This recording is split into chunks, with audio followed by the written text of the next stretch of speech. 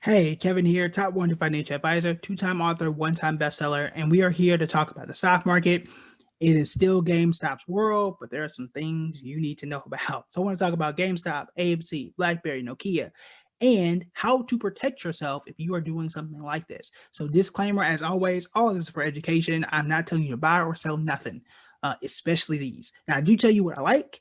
I may tell you what I don't like. I'll say this, as a new investor, I don't like what's going on because there are going to be a lot of people that get burned. How do we know that? How do we know this? It happens every year. It happened with Kodak, it happened with Nokia, and it happened with a company that you may not remember in 2018. That company was called Tilray. So what I'll do is show you real quick what happened to Tilray in 2018 and why it is almost the exact same thing as what's happening right now. So go here, and there we go. Tilray 2018. If you take a look at it in August, it was similar to GameStop, cheap, not doing anything, minding its own business at $20 to $25 a share. People started talking about it. People started to pump this up. This was back when everyone thought legal marijuana was going to be a thing. People similar to Reddit thread, Facebook group, Slack channel, WhatsApp, whatever. People were really talking about it and just pumping and pumping and pumping and pumping and just hyping this company up. It went from about $25 a share all the way to, what is that? Almost $300 a share, 200. See what it closed at. I gotta move the screen here. There we go. So what is that? $214 from $20 a share to more than 200 in a month and some change. Very similar to GameStop, where they were $4. Actually, I mean the percent gain is way higher. Where it was $4 in 2018, and it's at what, $347 right now. Now tomorrow is expected to fall significantly. 15%, almost 16%. We'll see if that continues. But this is the danger of, number one, investing in penny stocks. I define penny stocks same thing, $5 or less, because it's easy to manipulate. You get enough people to buy 100 shares or 1,000 shares at $5, it's really inexpensive for you. If you get it at 5, if you're looking to get it now at 350, basically, then you're already at the top. And just like as we saw with Tilray, you get in at the top, you got in at 200, think it's going to go to 500. Anytime somebody gets in, they always think it's going to go to that next level, right? And I'm not here to tell you that 345 is the top. I don't know. I do know that this pattern happens all the time. And you want to be very, very careful. So I want to show you this too, so you can be careful of this. We're going back to Tilray. Is what's called a dead cat bounce. So when it hit 200, the very next day, it started to fall and fall and fall and fall. And then here on the 24th, it bounced, which means it hit at this level at 99 and said, oh my God, it's under 100. Let me get it now. So it'll go back to the moon, is what they keep telling you. It's going to go back to 200. It goes up and then it bounces down, up and down, and then just falls off the map. Now take a note here. 2018, last day of December, it was about $70.54. $70 in 2018. Today, the company is less than $20. That's how bad it was as a company, or as a stock, rather. People hyped it up to get to $200 a share, and now 3 years later, it's worth less than what it was way back then after it fell.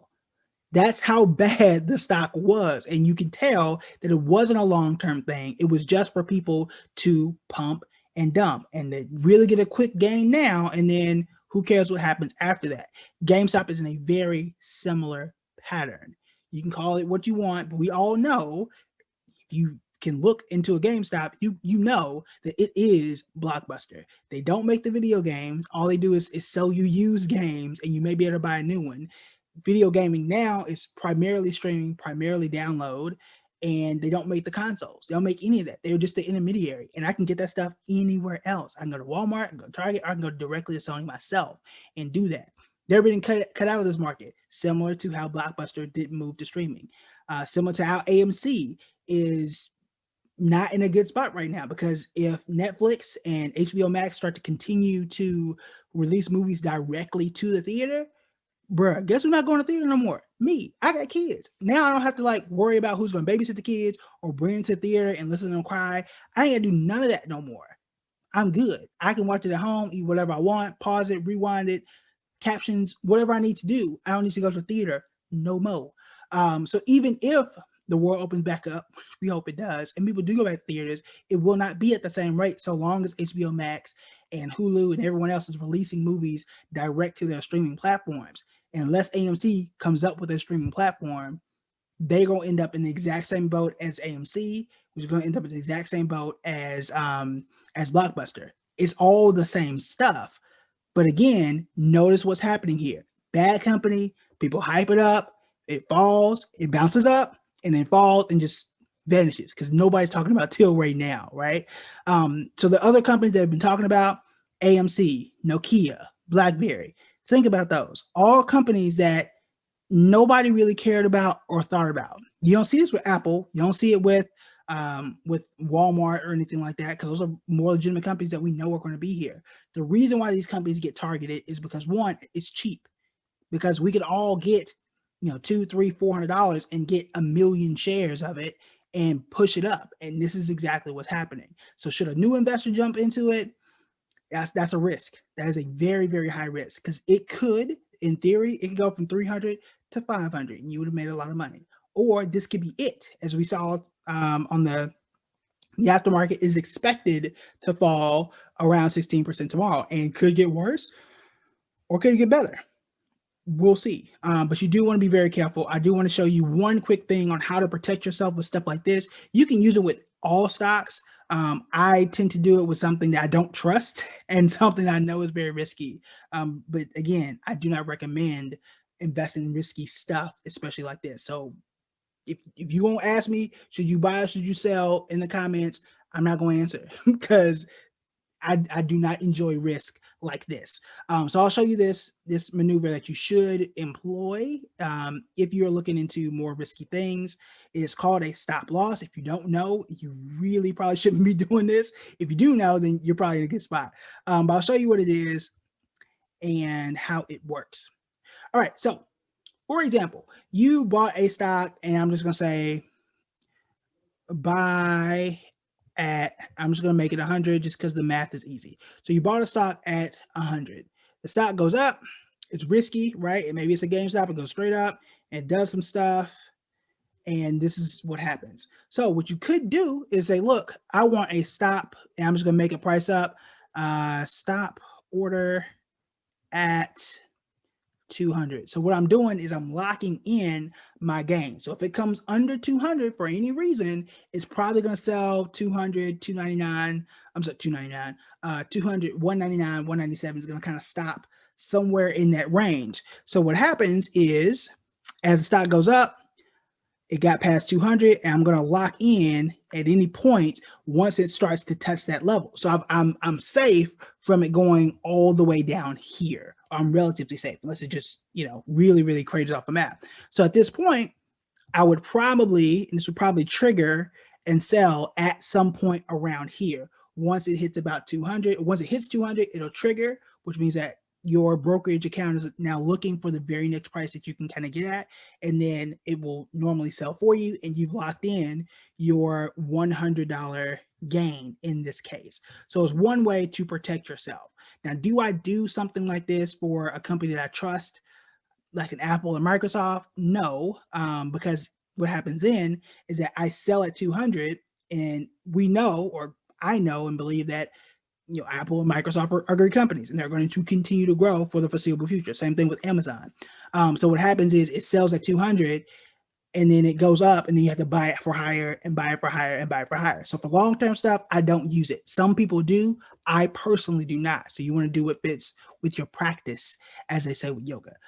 So that's what's going on. If you want to understand really what happened with GameStop and what's pushing this stuff up, I did a video that explained it for 18 minutes.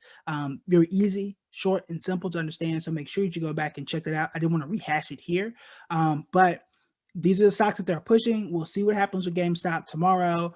Not something I would really jump into. I might, it's just not not my type of tea. I prefer to be relaxed, and I told you what I did for I did an AMC option, and within minutes made $100. 5 minutes later, lost $65. 10 minutes later, I had made like $89. It was ridiculous. It was only like the first 15 minutes of the morning, and it's not my personal cup of tea. Some people are fine with that kind of stuff, and that's cool. Now I invested. It was like, I don't know, $100, so it wasn't, who cares, right? You can do that if you got 100, 200, $1,000 that you don't care about. That's cool if it's play money for you. If it's play money, you do what you want to do. But the big money, the retirement money, don't be pulling out of your 401k for this. Don't sell nothing important. Don't risk your life or risk your livelihood trying to do something like this because some guy on Reddit thread made $47 million doing this. People are risking lots of money. People are losing lots of money. So you do want to be very, very, very, very, very careful. We see what happens with Tilray and others, and notice what you see. All terrible companies, all companies that you know aren't doing well, and not the first. When was the last time you saw someone with a Nokia or a BlackBerry? When? Right? Like it's a reason why these things tend to happen. Kodak. When was the last time you saw a Kodak, man?